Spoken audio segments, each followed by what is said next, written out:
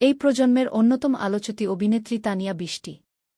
তার কাছে তার সাম্প্রতিক সময়ে প্রচারে আসা অনেক নাটকের মধ্যে চোখটা আমাকে দাও নাটকটি যেন অনেকটাই বেশি প্রিয়।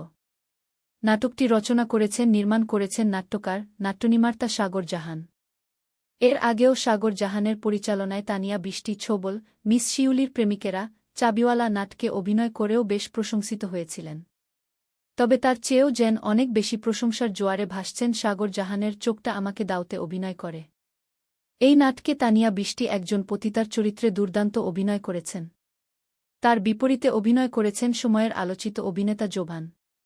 নাটকটি প্রচারের পর দর্শক মহলে তার অভিনয় নিয়ে নতুন আরও আলোচনার সৃষ্টি হয়েছে। অনেক নির্মাতাও তার অভিনয় নিয়ে বেশ প্রশংসা করেছেন। তানিয়া বৃষ্টি অভিনয়ের দুনিয়ায় তার নিজের মতো করেই চলেছেন। তিনি তার মেধা, তার শ্রম দিয়ে ভালো ভালো গল্পের নাটকে অভিনয় করেই দর্শকের কাছে প্রিয় একজন অভিনেত্রী হিসেবে নিজেকে রূপান্তরিত করেছেন। অনেক পরিচালকও এখন বলেন তানিয়া বৃষ্টি অন্য একটা লেভেলে চলে গেছেন, ভাবাই যায় না তিনি এত ভালো অভিনয় করেন।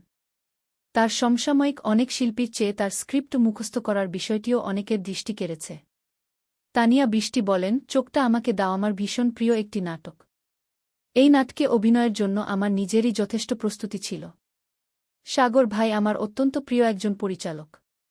তার নির্দেশনায় এর আগেও বেশ কিছু ভালো গল্পের নাটকে অভিনয় করেছি। কিন্তু এই নাটকটি যেন আমার সবচেয়ে প্রিয় একটি নাটকে পরিণত হয়েছে। আমি ভীষণ কৃতজ্ঞতা প্রকাশ করছি সাগর ভাইয়ের প্রতি, অবশ্যই আন্তরিক কৃতজ্ঞতা প্রকাশ করছি আমার সহশিল্পী জোভানের প্রতিও। ধন্যবাদ চোখটা আমাকে দাওয়ের পুরো ইউনিটের প্রতি।